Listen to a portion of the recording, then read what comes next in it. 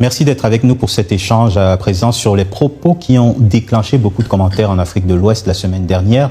La démocratie, ce n'est pas pour nous. Ces mots ont été prononcés par le capitaine Ibrahim Traoré lors d'un entretien télévisé jeudi dernier, entretien durant lequel il a exposé sa vision particulière en termes de gouvernance pour le chef de l'État burkinabé.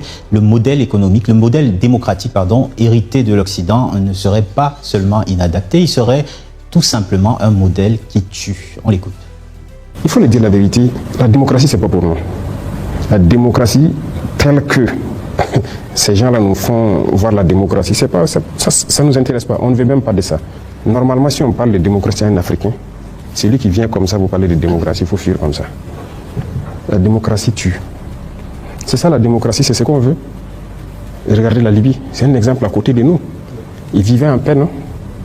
Ils vivaient en paix, l'eau était gratuite, il y avait tellement de choses gratuites. Quand les gens se mariaient, ils avaient déjà des primes sociales et tout.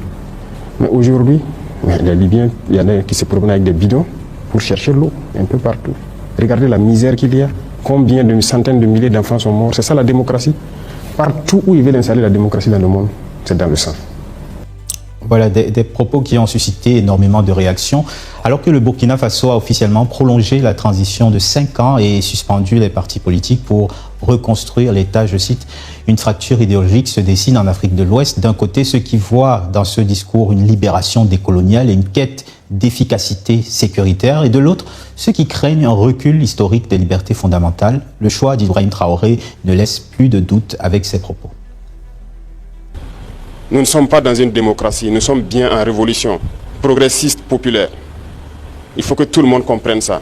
D'ailleurs, plus étonnant que ceux-là qui sont censés être les intellectuels qui ont fait l'école peuvent imaginer qu'un pays peut se développer dans la démocratie. C'est faux. Quand on nous cite un seul pays qui s'est développé dans la démocratie, ce n'est pas possible. La démocratie n'est que l'aboutissement.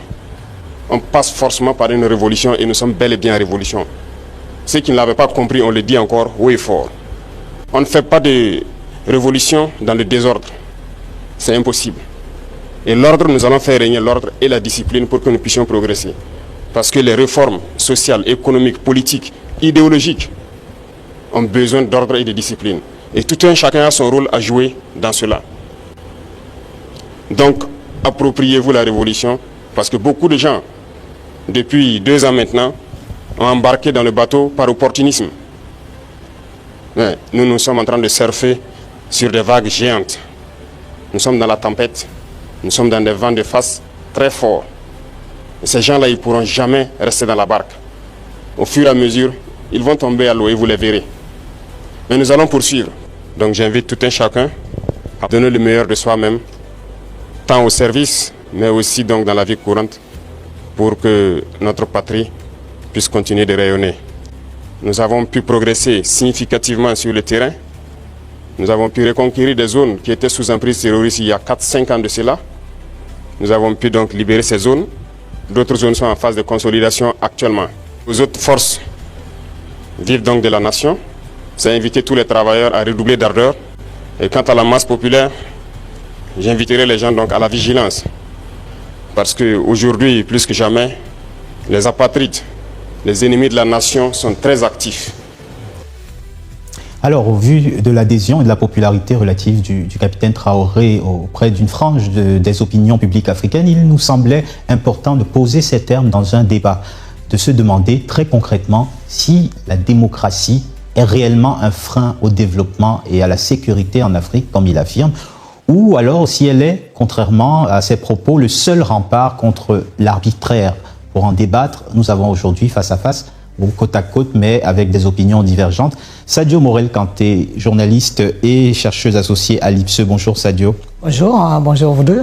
À tes côtés, Wilfried Ekanga, essayiste et militant politique. Bonjour Wilfried.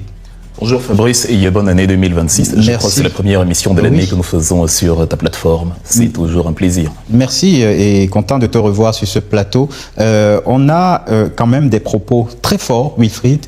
Certains ont pu les qualifier de provocation de la part d'Ibrahim Traoré, plus que d'une analyse lucide de la situation burkinabé et sahélienne. Est-ce que tu partages cet avis, que ce sont des propos provocateurs?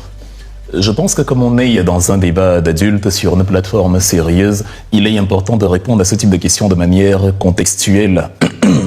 Le souci parfois, c'est qu'on préfère y répondre de manière principielle. Donc on part du principe qu'il a dit que la démocratie n'est pas ce qu'il nous faut. Est-ce vrai ou faux? Or, il faut déjà déterminer ce que Ibrahim Traoré a évoqué de faux. Il a parlé de la Libye, de l'état de la Libye avant justement l'apport démocratique des puissances coalisées occidentales. Il a parlé de manière globale ensuite de ce qui se passe plus tard, après que les chantres de la démocratie soient passés sur le sol africain. Et donc, quand on parle du contexte, évidemment, il faut passer au peigne fin cette affirmation et la regarder au regard de l'actualité. Est-ce que ce qu'il dit est ce qui s'est déroulé ou non? La Libye était-elle plus prospère avant qu'après Kadhafi? C'est un fait. Et maintenant, quand on regarde, par exemple, la crise au Moyen-Orient, on voit bien que si c'est de cette façon que les États-Unis et Israël entendent libérer le peuple iranien, je pense que les Iraniens les plus farouchement opposés au régime des mollahs sont en train même de se poser la question, est-ce que c'est réellement cela qu'on avait voulu, qu'on avait souhaité? Et je pense qu'ils sont en train de dire que bon, si c'est de cette manière que cela devait se dérouler, on préfère passer notre tour. Et je pense que l'affirmation d'Ibrahim Traoré allait surtout dans ce registre-là en disant si c'est selon les canons des autres que nous devons appliquer la démocratie, faites attention, c'est dangereux. L'histoire montre que ce n'est pas le résultat escompté, ce n'est pas le résultat annoncé qui s'est déroulé par la suite. Ensuite, il fait savoir que dans la marche des nations, on ne s'est pas réveillé un matin et il y avait le pluralisme, les partis politiques, la liberté d'expression. Il y a eu un déroulé, il y a eu un fonctionnement par palier. Bon, il y a eu voilà tout un parcours pour y arriver, et que ce soit les États-Unis avec les guerres d'indépendance, que ce soit la France avec la Révolution française, que ce soit énormément de pays que nous avons aujourd'hui et que nous considérons comme des pays démocratiques, cela ne s'est pas toujours passé de la manière la plus fine possible. Mais justement, et bon, est-ce que ce n'est pas balayer justement ce parcours du revers de la main que d'annuler d'office et d'emblée la pertinence et l'importance de la démocratie? Je pense que ce n'est pas ce qu'il fait. La première grille d'analyse que je venais d'évoquer parle du contexte. Maintenant, il y a la seconde grille d'analyse qui parle en fait de l'environnement actuel dans un pays comme le Burkina Faso. Ibrahim Traoré s'oppose à la lobotomie démocratique, ce que Choguel Kokala Maïga appelait également il y a quelques années l'angélisme démocratique. Il dit: il ne faut pas que sans considérer les circonstances actuelles, on parle de démocratie, d'élection, de pluralisme comme des automates téléguidés. Il faut qu'on soit réaliste. Même dans mon pays, le Cameroun, où je suis opposant politique, la Constitution, dans son article 64, prévoit que, dans son article 15, pardon, alinéa 4, prévoit que, en cas de circonstances graves, en cas de crise ardue, par exemple, la prorogation des élus peut être consacrée par le président de la République. C'est ce qu'on appelle souvent des situations d'urgence. Non, le Burkina Faso, contrairement au Cameroun, étant dans une réelle situation d'urgence, les Burkinabés doivent se poser la question: qu'est-ce qui est actuellement le plus fondamental pour nous? Faire les élections, le pluralisme, les partis politiques pour prouver aux yeux du monde que oui, nous sommes une société plurielle, une société où il y a la liberté d'expression, où il y a l'alternance électorale, ce qui n'est peut-être pas mauvais. Mais est-ce que c'est, dans le cadre actuel, la priorité pour les Burkinabés? Et Ibrahim Traoré, là où il veut en venir, c'est précisément de dire: on est parti d'un contexte de guerre pour aboutir à un cheminement qui est la prospérité et un cadre social apaisé pour les Burkinabés. Mais pour y arriver,